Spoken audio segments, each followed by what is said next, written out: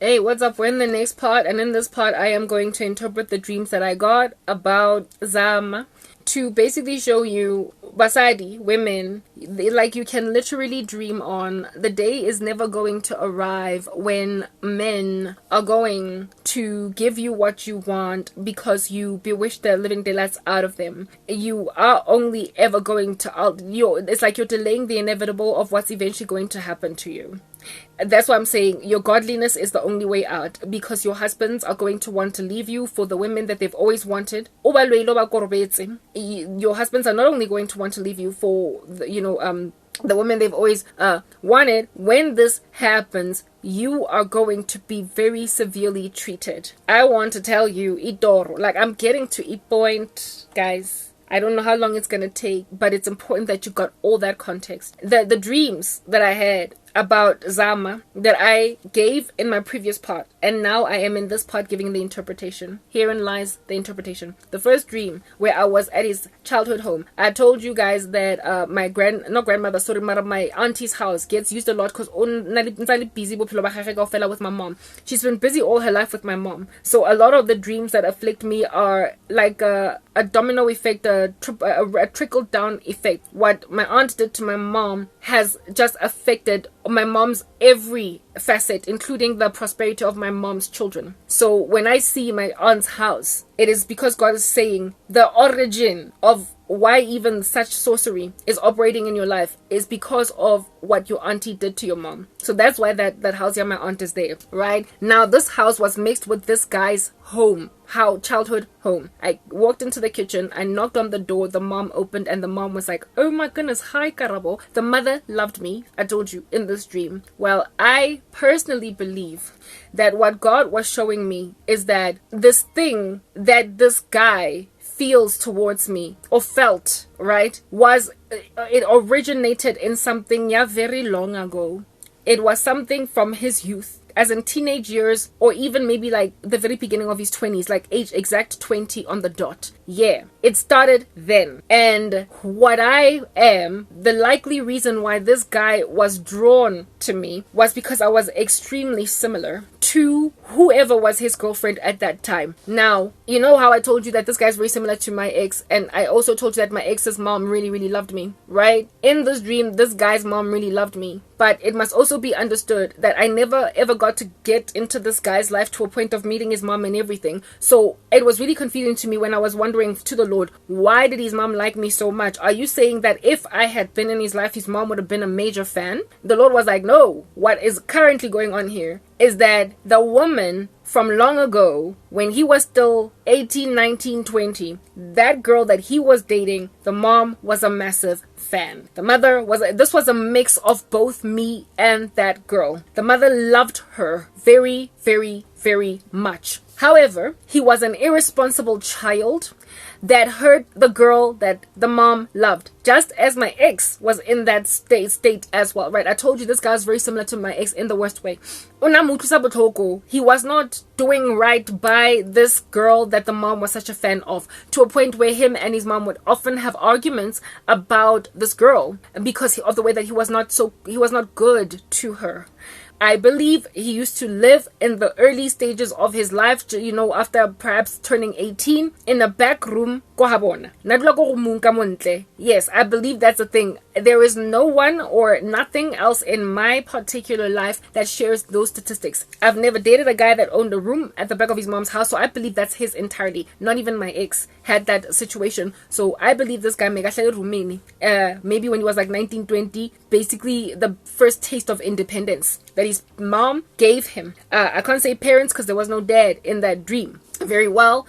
Cool. Now the clothes that were hanging, my items of fashion, clothing, those I believe represented me. I believe what God was showing me was that guy really liked my style. He probably really liked how I dressed, put clothes on my body, and they were hanging around all over the house, and that's the thing that kind of lingered him to me, because they were hanging around on doorposts in his house, my clothes. It's like he just wanted to see what I'm going to be wearing tomorrow. Okay, cool beans. Indeed, I was a little fashionista that used to upload a whole bunch of like lookbooks, what is this, clothing, on, what do you call this thing? on my Facebook. Very well. Cool beans and bananas. I then meet my boyfriend, and he's not all that sweet or kind to me. Well, that guy was my boyfriend in the dream. He never got to be my boyfriend in waking life. I can't really say that he was mean to me. I told you the date that we went on was very, very good, but he had a mean streak towards me. I did make that clear, that he had a mean streak. If you've been listening to this whole session from my earlier parts, and you are literally following this chronologically, you will remember that, hey, like he teased me at the mall saying that he likes his women short, blah blah, etc. And I'm a tall girl. He teased me for my car sickness, all that jazz. Very well. He had a mean streak, and he had that mean streak in this dream to me, which I believe is likely a mean streak that he had towards the girl that he dated when he was a youth, that his mother loved, that he was giving grief to. Okay, yeah. We then went to his bedroom that bedroom joint, and we started making out a whole bunch. But then somewhere along the way, I was like, I don't believe in sex before marriage. I can't have sex. And he was kind of low-key irritated. Well, he did tell me a story that his girlfriend, when they were on the come up, they used to have sex, and then one day she wanted to stop because of turning to Christianity. Well, that also happened with me in actual waking life with my actual boyfriend, where I was like, I don't want to have sex anymore because I'm giving my life to Jesus. Or at least I'm convicted that sexual sin is wrong. My ex was not irritated with me in waking life, but he was sort of kind of low-key annoyed in this dream, right? So I believe that's just his disposition. How he received her celibacy was irritating to him. Indeed, this guy had a very bad bone to pick with Christianity. In the dream, however, there were photos of another female that he was hiding. And the female he was hiding was this woman that he was actually with in waking life. Well, that I believe had everything to do with me. The mother said in the dream, when him and his son were arguing, remember they were having a little tussle in the passage while I was in the kitchen waiting for him to come and basically collect me that we might go and hang. The mother kept saying, but I like Karabo. Mina ngithanda Karabo and ngithandi Loya. Loya omunye ngimthandi. The mother was saying, I like Karabo, but I don't like the other one.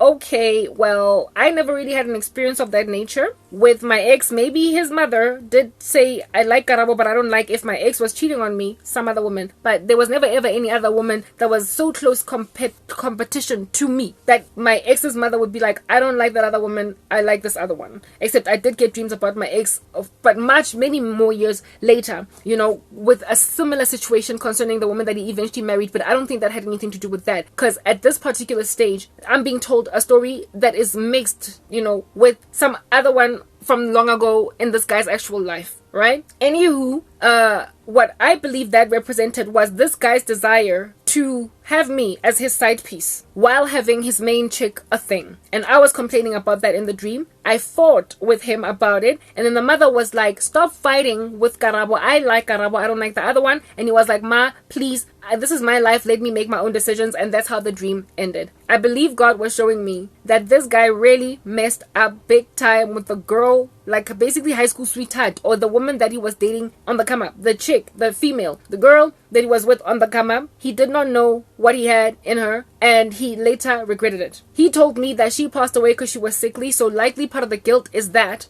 And when he met me, I always suspected this, but I wasn't sure. When he met me, I reminded him of her for whatever reason, and that's why he was drawn to me. And then I started to just kind of eerily walk in a similar state to her. I also, in the middle of a relationship that was sexually active, made a decision that I don't want to have sex anymore because I'm interested in Jesus. So I became like weird deja vu for this guy. He developed feelings for me, he liked me, but I feel like it was unhealthy because it's like he had exhumed his ex from the grave and he got to have her in me. And God would not want me to be in a situation like that, because frankly it's creepy. It's like creepy. Are you married to Karabo, or are you married to the dead woman that you didn't treat as well as you did? So yeah. However, in my dream, his mother kept on saying, I like Karabo, I don't like the other one. Now, I don't know if there was a war between him and his mom over maybe some other side piece that this guy had that he wanted to take more seriously, or if I was being shown how the mother felt about the woman, that like his girlfriend. You know, a mother's instinct is something that is really real, especially over boy children, okay? I feel as if though perhaps maybe the mom did not like his girlfriend, the one that was around in his life as at that stage, or why, well, what would ultimately become his wife.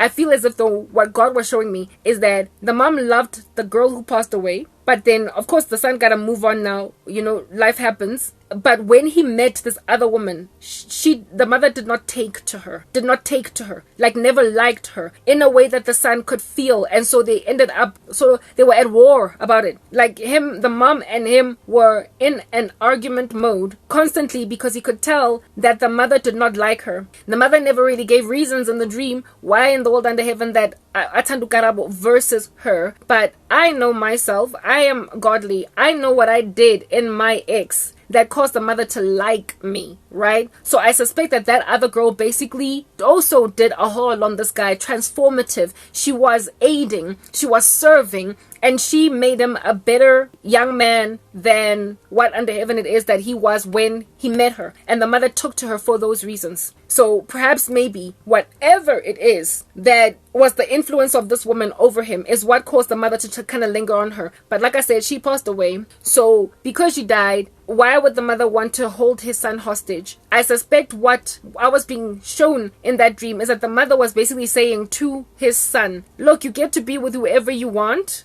but something about this woman that you're with now is not taking with me. And I feel as if though, look around a little bit more. Don't settle here.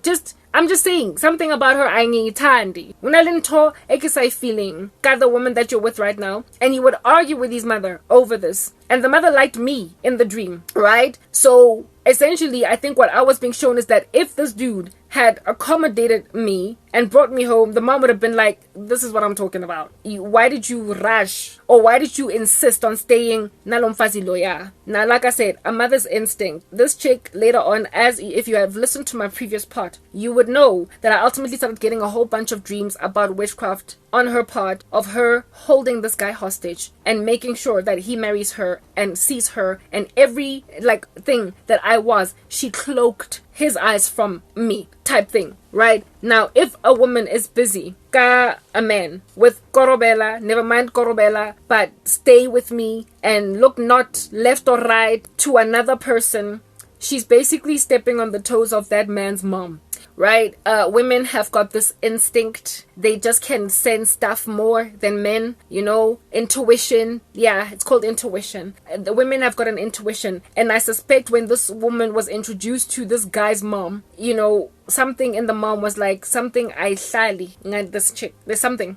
Like, she's your girlfriend, fine, whatever, do you, but I'm not, yeah. A mother's intuition is everything. Like, my ex's mother loved me because I was actually genuinely good for her son, right? And every other woman that my ex would inevitably encounter in the future just could not add up. Why? Like I said, because I was good for the son. In her intuition, not only were the evidences of the improvement of his life ever since I came in, but I was just gauged or sensed as one that was good for Nonsi, who was my ex-boyfriend, right? I gave him the name Nonsi very well. Well, similarly too, when a woman is busy slapping upside the head, adlisa umunyumtana,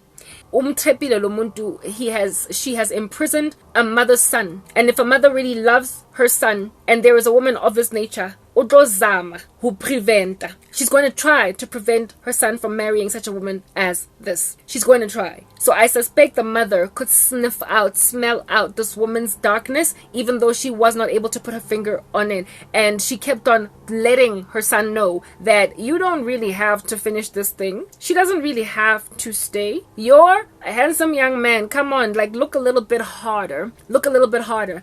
And the pressure of a mom over a son can be very all-consuming. Lo and behold, indeed, it messed up with my ex-boyfriend who was trying to move on, and his mom was like, Kota mina nonsing tandu karab. Kota mina, and there was an argument. They have my ex and his mother argued all throughout our relationship. Every time my ex hurt me, the mother was all up in his grill, and he was like, that was my girlfriend. I will do what I want. Please just let me be at peace. You're not the one that's dating her mother. Leave us alone. So I suspect this dude's mom was also on this dip, and he was just like, let me know, hey, like, this is my girlfriend, what, look at what she's done for me, ABCD, she's good for me. And the mother was like, look, I'm just saying, maybe you should look a little harder, get a magnifying glass and see if you can't find someone else. And if indeed he had brought me home, the mother would likely have been like, Yolena. Why? Probably because hectic issues. Anyway, whatever. So that's how I interpreted that dream. Speculating in my interpretation, but I got the dream. And if that Zama guy were to listen to me tell this prophecy, he may or may not agree. He may or may not get goosebumps, angazi. But God was basically showing me what the obsession or the liking or the attraction or the drawing that Zama had on me, what its links were, and it was to his youth. And so he did not make sense for me. It did not make sense for me because I would basically have been the exhumation of a dead woman, and so it wouldn't have been healthy. And not only that, he was into sorcery, because you don't just get a dream that teeming at the folds with demonic activity and compromise on my part and sexual perversion without there being witchcraft involved. If people don't do witchcraft, I very simply don't dream about them. So Lama Pupo was God showing me that this Zama guy was possessive of me, wanted me, and my rebellion against wanting to be or accepting being his side piece was frankly to him just very annoying. He tried to get that done. Unang batla as a side piece, and the thing yaho batla as a side piece was proven by the photos of the main chick or the woman in waking life that was his girlfriend being down whenever I would come and visit him. So he just wanted to basically keep quiet, never talk about his girlfriend, but also enjoy me. Bread butter on both sides. I did tell you that that's what this guy wanted, and I rejected it. And when I sent him an email pretty much telling him love your woman, he sort of kind of got like scared off, and I never heard from him again. Okay, the next dream that I had was the one, that the taxi where my fashion designer friend was with me in the taxi, and he kept on kissing me and whatnot with a Porsche. That guy indeed did give me those kinds of vibes, in that I'm too cool for you, I'm not even looking at you, I'm not even interested in you. But from what the Lord was showing me back at the ranch, he was in love, like in the worst way, obsessively, so to a point where, like I said in the taxi, he was busy licking my neck. Dreams with that level of sexuality, it's witchcraft, all right? And he was licking my neck, and if you wake up from a nightmare and you feel like something is crawling on your back, it's demonic. I'm not the first person to experience this thing. Insects crawling on your back and you feel like you gotta like wipe them off, it's demonic. So he was sending me demons. And again, the taxi, every time I dream about the taxi, every single time I dream about taxis, it's a form of control. It's somebody else driving you. It is public transportation. It is you are the property of the cosmos instead of your own driver in your own destiny. I got inside this taxi and this guy came in at the back of me instead of driving his own Porsche, and the taxi drove off and he was busy licking me. The fashion designer friend, I believe, represented, again, this guy liked the way that I dressed. He is style. He liked my style. He thought I was just this eccentric, gorgeous thing. And yeah, so that's, I think, was the main thing. And I rata. Lena, in the dream, he was all well dressed and like in a Porsche, but I believe this guy was like hyper materialistic in a way that I just very simply wasn't. And it was a driving force for many of the decisions that he made in life. Like material possessions drove his decisions, including, I believe, his decisions about me, because I did not have as much as that chick. All right, clearly, so I could see on social media that she had quite a bit. Like, she was wealthy from youth type thing, like rich parents and everything. So it drove his decision. Oh my goodness, that's not the only dream that I got about I got another dream about this chick. I'll tell it to you. I just remembered it now. Anyway, but this chick was driven from youth. What is this like? As in, sort of kind of said from youth. So I believe her wealth was a driving force for even the decision that he made to just ignore me. This guy and this chick had it and lots of it from youth. Like I said, born rich. The next dream that I had was the one where the marriage, right, on the wedding day, and he then like broke off from his wedding and started telling me, I love you, let's elope, let's get married, I want to be with you. And I was like, whoa, I don't want to be a homewrecker, but he pulled me in. That one, I believe, is self-explanatory. I don't even have to explain it. This dude, at the time that I had that dream, he was a good couple of years from getting married. Literally a good couple of years. So I feel as if lo muntu lona uthatha isikhathi. He took a very long amount of time to propose marriage to this girl. A long amount of time. And on the day that he was walking down the aisle, as soon as he saw me, he left her at the altar and tried to marry me. Essentially, I was being shown there that he was hung up, still stuck on me. He was in love. I had no clue, okay? And if I had rocked up at any given moment in his girl, he was just gonna break off from that. At that point, I just feel as if though, dude, break up with this girl. Obviously, I'm tiny. Karabo is not yours because she's moved on. Find somebody else. Indeed, take the advice of the mom who was like, Minang tandu karab. Find another karabo, proper. These guys, they end up marrying women that they didn't even love when they could have at least had something better, even if they didn't get the one that they want. Anyway, whatever. So that was that dream. And then that's when I started, after that dream, I stopped getting dreams about his pursuit of me or his desire for me. But then I started to see dreams of her activity with me. The dream where I knocked on the door, go habo na household house, basically. Childhood home.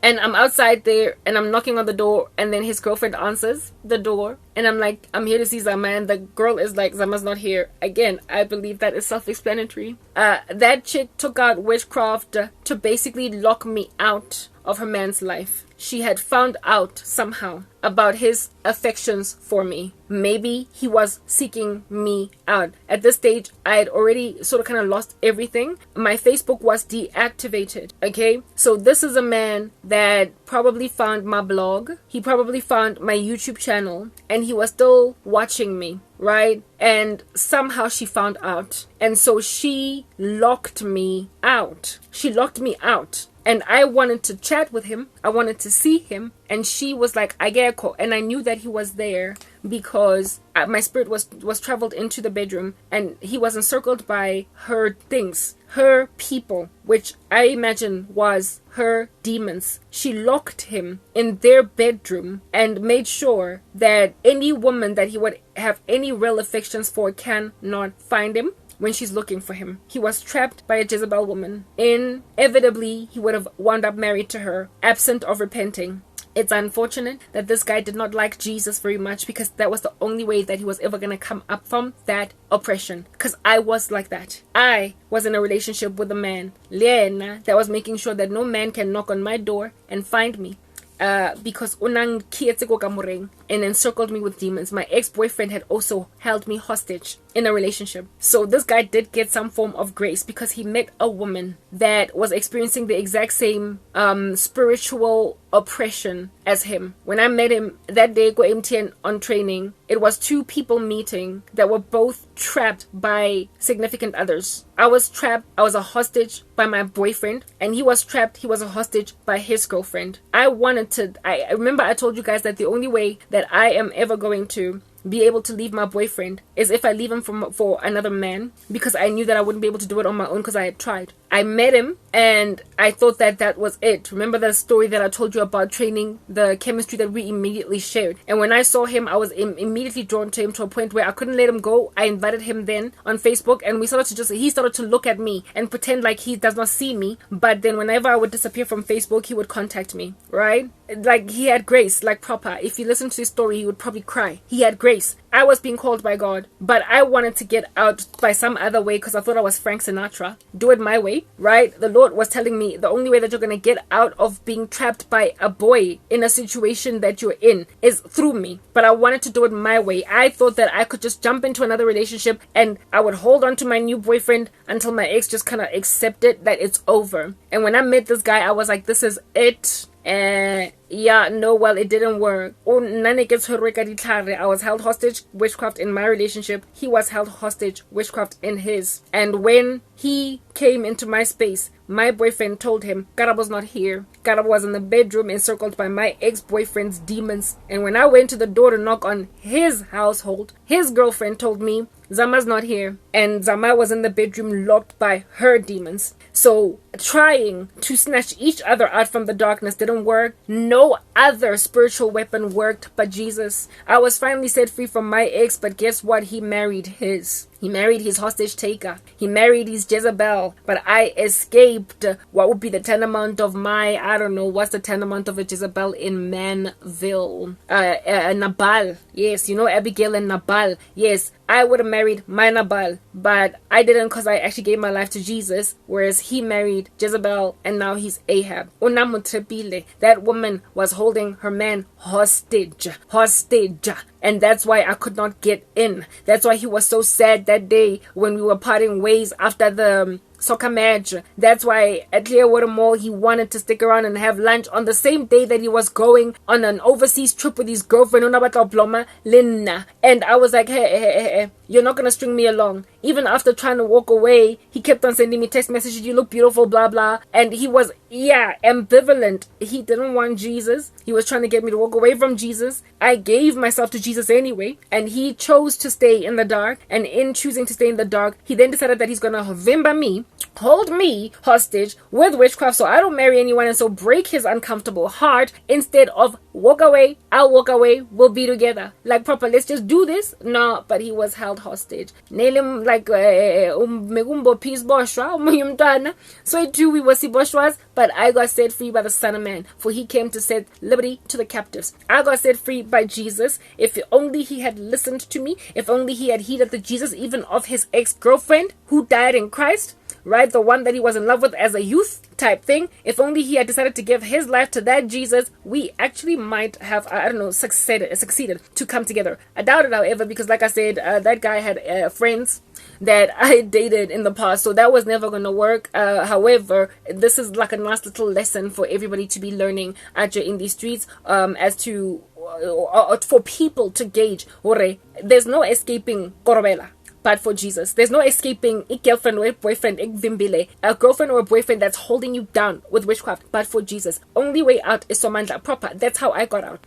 I cried like my ex had hold me in that made it such that when, despite I having left him treating me like whatever, I don't even care. It shattered me so much that I cried out to God until I got broken the chains off, and then I was suddenly free, evidencing that Grand Sharp, I would have been able to easily and comfortably leave my ex if he had not put witchcraft on me. Instead, I was held hostage, and upon God cutting that, I was free. I went to the office like I was floating on air that day, and like the pain that I had felt was miraculously just gone. But this guy, nothing of that nature. He held himself down because he did not like Jesus. So that's unfortunate for him. The next dream that I got was still of this cheeky Lena getting a room where a sliver, she saw him basically looking at images online of me. Well, he got busted. That's what God was showing me there. He could not stop looking at me.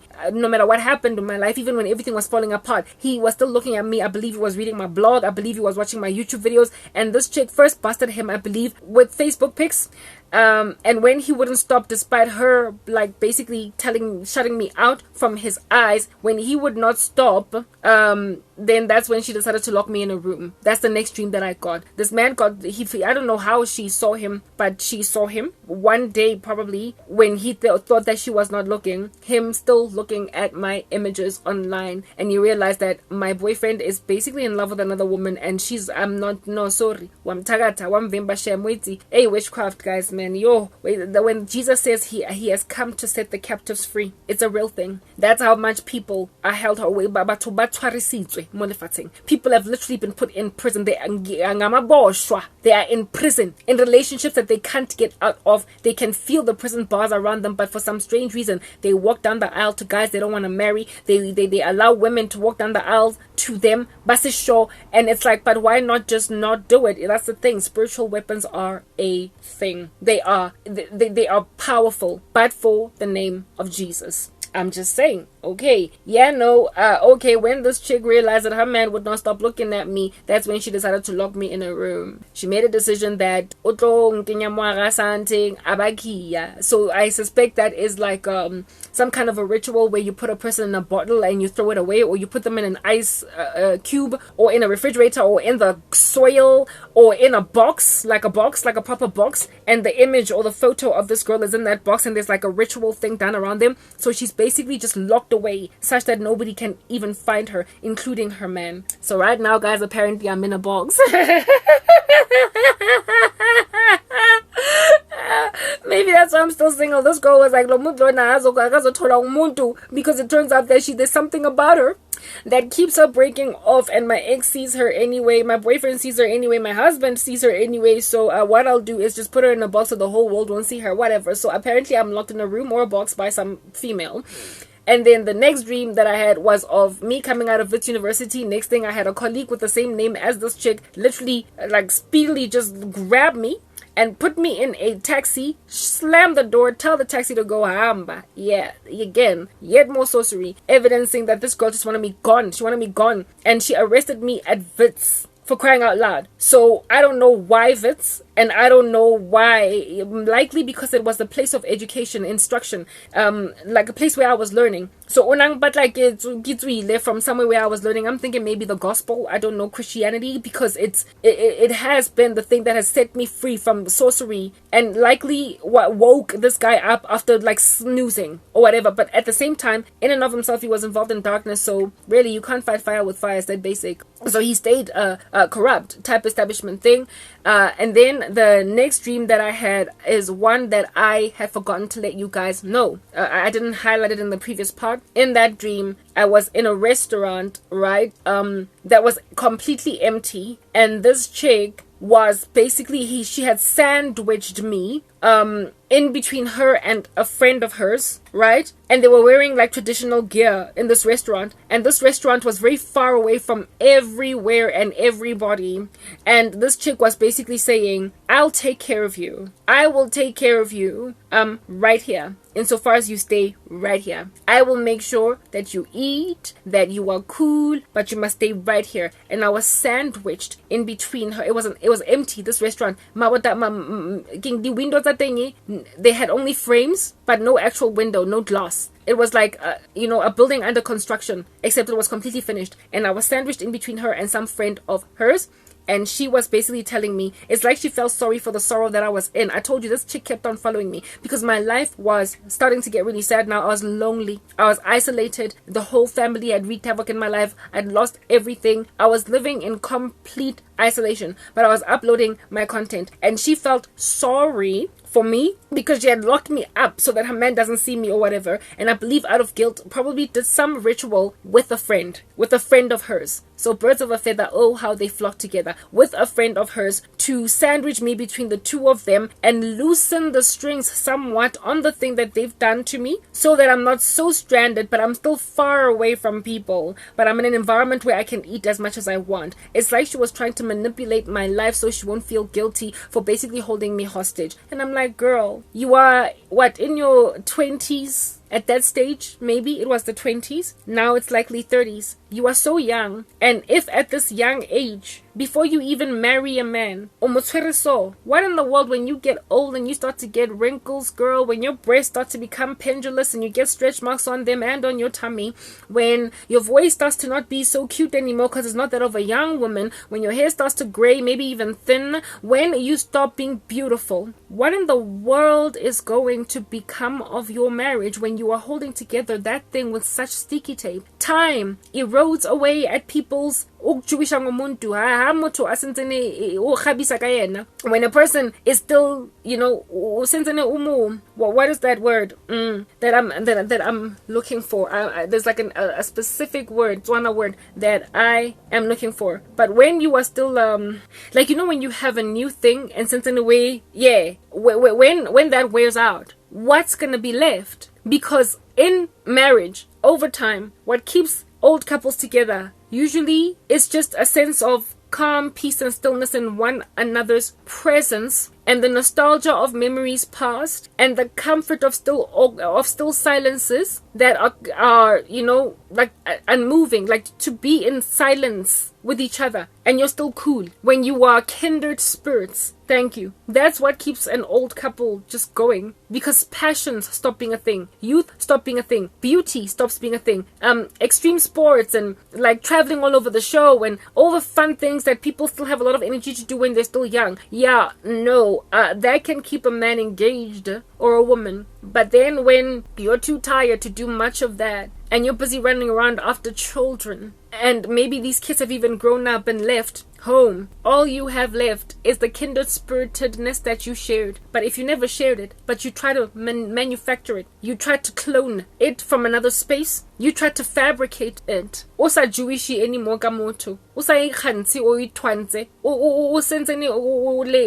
the word that I'm looking for, it keeps eluding me. But when you are no longer fancying a new thing because it's shiny and it's sparkly and it's never before seen, and all you're left with is the tarnished outward appearance of an aging human being, what's gonna be left? Nothing. If as a woman in your youth, you want to trap a man like that, you are basically begging to be unloved in older years. Because now there is nothing that glitters that is gold of you anymore. There's nothing left. You are setting yourself up for failure. When you are still young, there are a whole bunch of people out here. When you are still young, there are men that want to try their way around you. They are still drawing circles around you. You're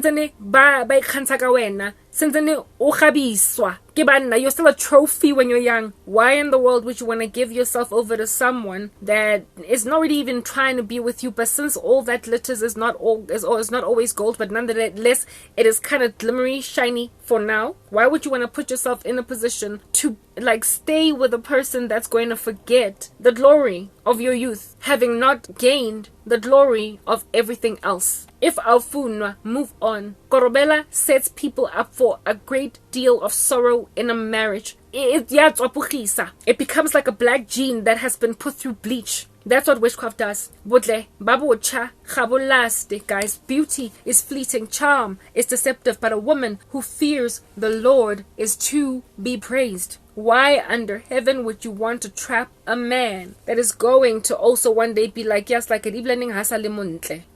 man that's going to be like, she's not even beautiful anymore. You are asking for a dude that is generally faithful to cheat on you like Hugh Hefner in his character being transformed unto that incredible moral turpitude, having started out a lot better than that. But hey, you are just sandwiching me with your girl.